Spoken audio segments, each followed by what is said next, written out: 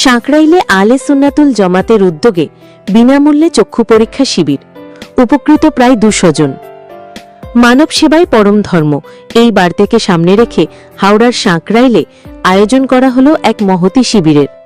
ফুরফুরা শরীফের পীরজাদা আব্বাস সিদ্দিকীর অনুপ্রেরণায় এবং তার স্বপ্নের প্রতিষ্ঠান হিসেবে পরিচিত আহলে সুন্নাতুল জামাতের সাঁকরাইল শাখার উদ্যোগে অনুষ্ঠিত হল এক বিনামূল্যে চক্ষু পরীক্ষা শিবির। শুধু তাই নয়, শিবিরে আগত দুস্থ মানুষদের জন্য স্বল্প মূল্যে ছানি অপারেশন ও চশমা প্রদানের ব্যবস্থাও করা হয়েছে। এদিন সকাল থেকেই শিবিরের সামনে ভিড় জমান এলাকার বহু দুস্থ ও প্রবীণ মানুষ।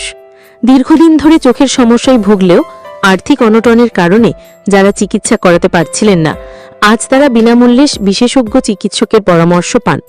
সংগঠনের তরফে জানানো হয়েছে, প্রায় 200 জন মানুষ এই শিবিরে বিনামূল্যে চক্ষু পরীক্ষা করিয়েছেন। যাদের চোখে ছানি ধরা পড়েছে তাদের অত্যন্ত স্বল্প ব্যয়ে অপারেশনের ব্যবস্থা করা হবে এবং প্রয়োজনীয় ব্যক্তিদের নামমাত্র মূল্যে চশমাও তুলে দেওয়া হবে।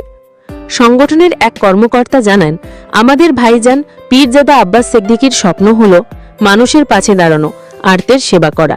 তার দেখানো পথেই আমরা এই উদ্যোগ নিয়েছি।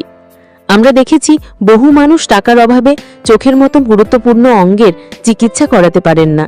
তাদের কাছে পরিষেবা পৌঁছে দিতে আমরা আনন্দিত। আগামী দিনেও এই ধরনের সামাজিক কাজ আমরা চালিয়ে যাব।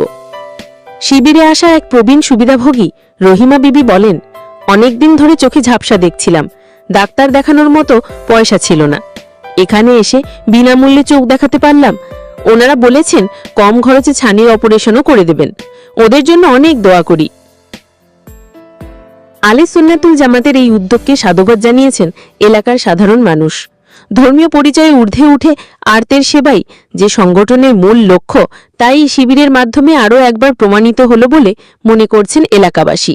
শেখ বীর রহমানের রিপোর্ট, এএমপি নিউজ, সাঁকরাইল। আজকে প্রোগ্রাম রেখেছিলাম যে চক্ষু শিবিরের আয়োজন।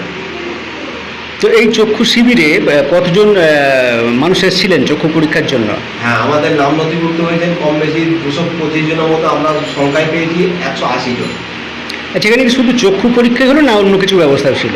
হ্যাঁ, আমরা অপারেশনের ব্যবস্থা করেছি এবং ছানি কাটানোর ব্যবস্থাও করেছি এবং চশমা সহ। আচ্ছা, এই যে আপনারা এই প্রোগ্রামটা, মানব সেবা প্রোগ্রামটা রাখলেন, এটা কি আপনারা নিজেরা করছেন না কোনো সংস্থার সঙ্গে যুক্ত আছেন? আমরা সংস্থার সঙ্গে যুক্ত, কিন্তু আমরা নিজেরা সংগঠিতভাবে নিজের পকেট থেকে খরচ করে আমরা এই কাজটা করছি।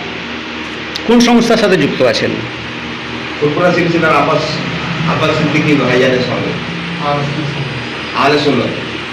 এই যে সংস্থা বা সংগঠন, এদের সাথে আপনারা কত বছর ধরে